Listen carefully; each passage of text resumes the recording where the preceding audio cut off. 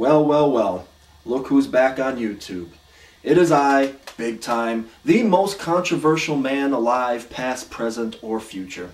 And I just want to thank everybody who participated in the Bigtime Facebook fan page poll that I put out that asked you, would you like to see Bigtime answer your questions? Now, just like everything I've done in the wrestling business, it was very controversial because the voting was split straight down the middle. 7 of you said you wanted me to do this and answer your questions, and the other 7 said, no, Bigtime, we won't be interested in something like that. But here's the thing. I've been doing this a long time, and I promise you, the 7 people who voted against this are sitting at their computer watching this right now. So, without further ado, I do thank you all for tuning in to the first of what I hope to be our many Bigtime Q&A sessions here on Facebook. But right now, let's get to your questions.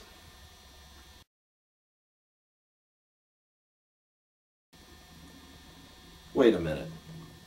Let me get this straight. Your name is Kirby Duck? Really? Boy, your parents must have had some sense of humor on that. Anyway, to answer your question as to why I ended Frame It Up with Bigtime, it's very simple, at least as far as I'm concerned. I wasn't happy with what I was doing.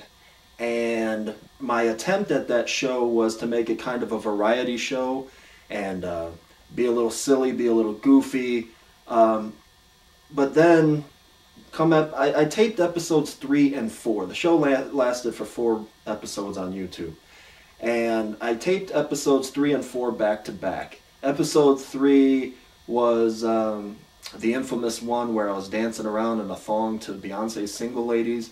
And episode 4 was a 3-part interview with Mr. Puerta. Now, I filmed those back to back, I edited them back to back, and I aired them a week apart.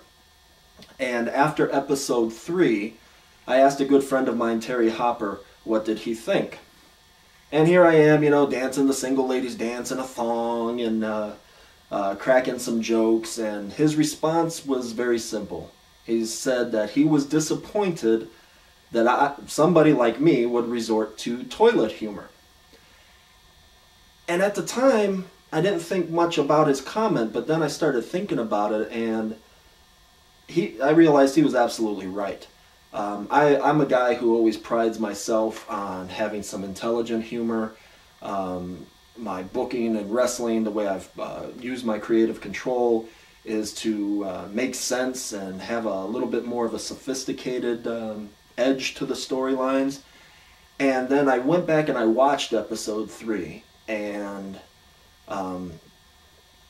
the part of the toilet humor that he was talking about was I acted like I was pushing a button on my desk to make a sound effect for Beyonce from that song Single Ladies, and I said she was using the toilet. And it was toilet humor. And when I went back and I watched that and I could hear Terry Hopper's words echo, I realized that at that point, this was like 2009, early 2009, I had really become a parody of myself. I mean, we all know that I've gained weight. If you've seen me without the hat, you know that my hairline's thinning. Nothing I can do about that. But, you know, I was a balding, fat parody of myself dancing around in a thong and making fart jokes for who? The Chicago wrestling scene? I mean, I don't like those people. Those people don't like me, so who was I catering to? That was the question I asked myself. And, you know, it's just like I was putting myself out there trying to be relevant to people who either A, don't care about me, or B, I don't care about them and I don't really want their approval. So that, to me, was the revelation that the whole show was pointless. It was a bad idea. And it just wasn't very focused the way that I like big-time storylines to be focused. And it was pointless, so I scrapped it after 4 episodes, and that's that. I just didn't feel good about it, and that was that.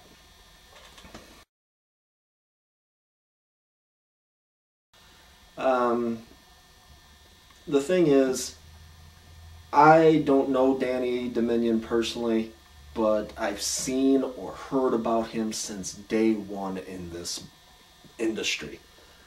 When I first came into the business, I joined Pro Wrestling International, and that was headed up by Sonny Rogers. And right before I got there, there was this big drama and fallout that happened. Danny Dominion, Adrian Lynch, and Adam Pearce all left, and they were trying to steal students away from Sonny Rogers' school because they were starting up their own thing. This is the story that I was told at the time, and this is the story that I heard for the 2 years I was with the company. But these guys were the absolute antichrists.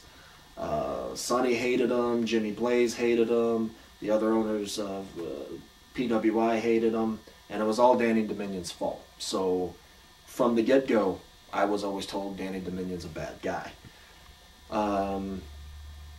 The thing about Danny Dominion is I've seen him wrestle. I went down to Florida for the XWF tapings about a decade ago. I wasn't impressed with his work. I've seen him do other internet shows. I wasn't impressed with how he carried himself. But his legal problems, this is what I can't stand. I see people running to his defense online and saying what a great guy he is, what a great guy he is. Well, guess what, you know, great guys really don't get thrown in jail.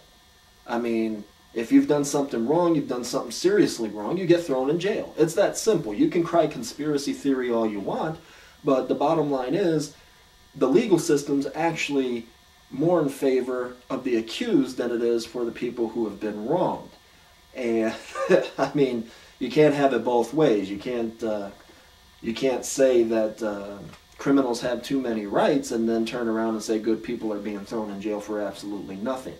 What disgusts me, and it's a common thing that I've seen for the better part of the last 15 years that I've been involved in indie wrestling, is any scumbag who's broken the law gets defended by the people in the wrestling business. I mean, I've seen sex offenders, convicted sex offenders. I've seen people rally around him, say they're a great guy, they didn't do anything wrong, it's a misunderstanding. I personally had somebody try to pay people to cripple me when I came into a wrestling company. They put a hit, what is called a hit out on me. And these people are held in high standing. I mean, people have lost their jobs. The guy who put a hit out on me was fired. He was fired from the promotion over it. And people rallied to his defense.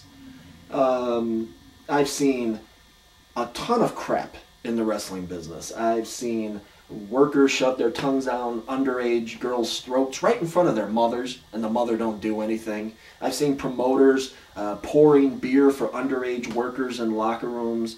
And, you know, these are all good guys. These are all good guys. Now, here's the messed up mentality of the wrestling business, at least locally. All these criminals, all these lawbreakers are great guys, but a guy like me, whose only crime is I speak my opinion that's unpopular amongst the wrestling community, I am evil. I'm supposed to be blackballed. I'm not supposed to be booked. People are threatened that they'll be fired if they even have me as a friend on Facebook. But a sex offender, underage drinking, underage hookups with chicks. I mean, all of this stuff is accepted by the wrestling community. Now, Danny Dominion, you know, I see people trying to rally support for him and send him money in prison. Why? Isn't this guy the guy who had Steel Domain and his own training school and had this phenomenal wrestling career on the independent scene? Where's his own money? Didn't he save? I mean, why is the wrestling community supposed to send this guy money in jail? And we don't even know what he did. Why would I send money?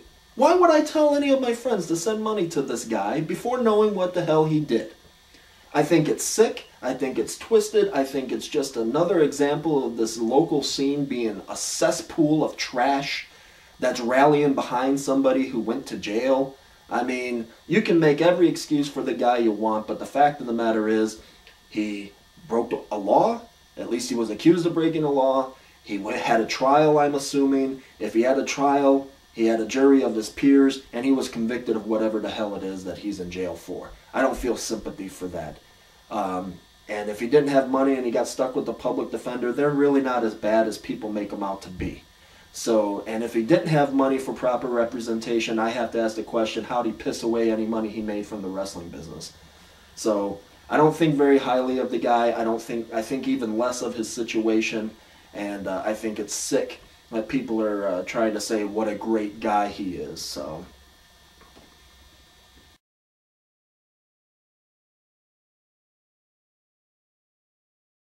Well, Mr. Puerta, you asked me this question on Facebook, that is before somebody reported the thread and had it removed, but the easiest answer to your question is I went after Cabana and not Family Guy because somebody posted a question on the Bigtime message board that asked me about Colt Cabana.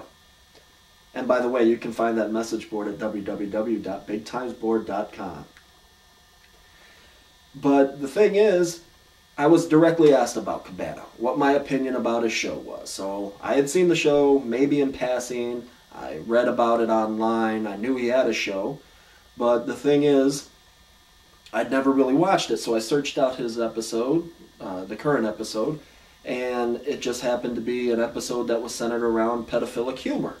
The skit ended with some guy sending a picture of his genitals to what turned out to be a 14-year-old girl. I don't find that funny. I find it even less funny coming from a guy like Colt Cabana, who worked for Ring of Honor, that had a very well-known scandal where the co-owner of the promotion was busted in an internet sting that was set up by pervertedjustice.com and a local NBC affiliate. And the co-owner of this promotion was busted after having online conversation with what he believed to be a 14-year-old boy. And he showed up to the house for the purposes of having a sexual encounter with what he believed to be a 14-year-old boy. He was caught on tape.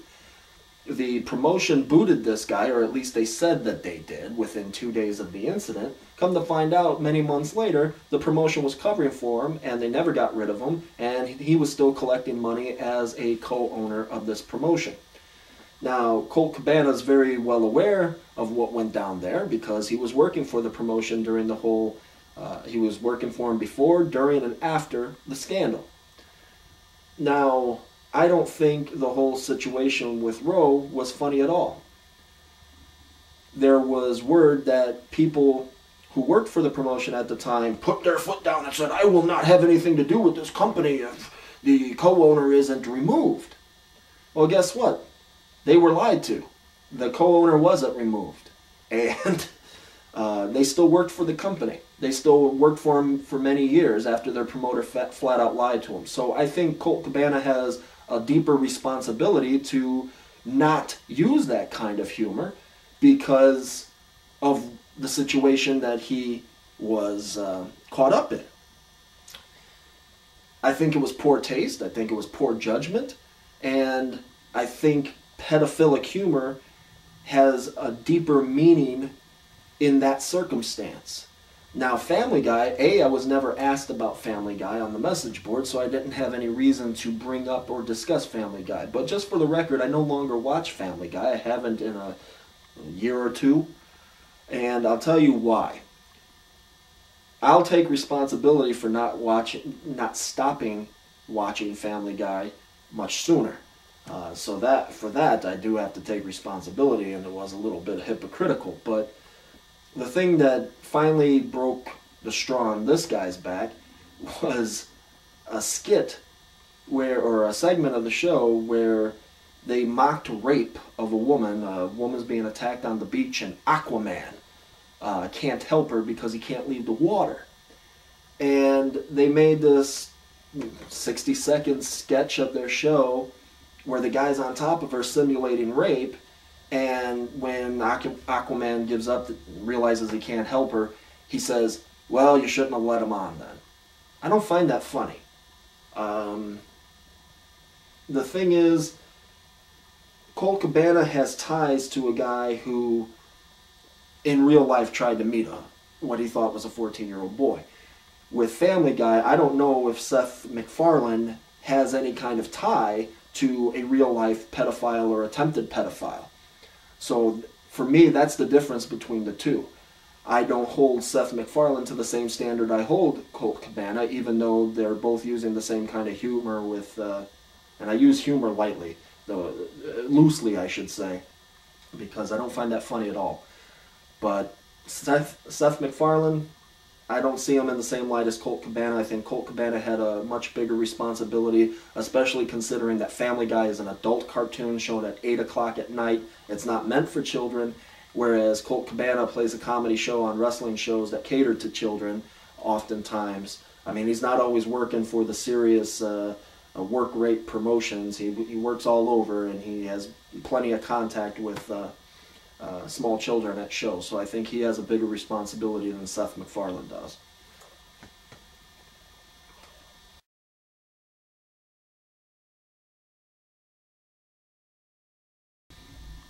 Off the top of my head, um, I'd say Lady Gaga,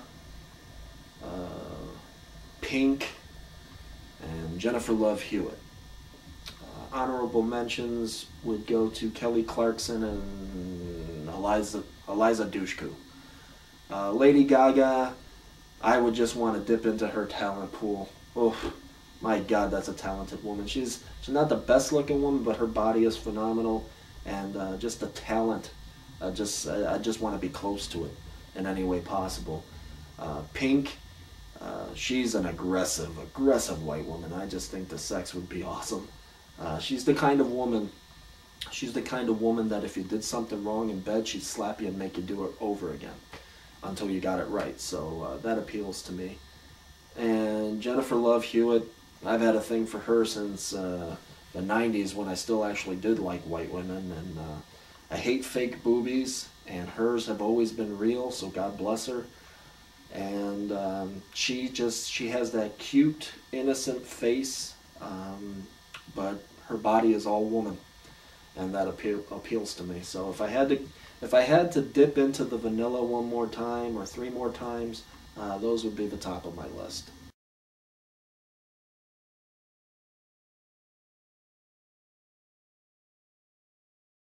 And frame it up.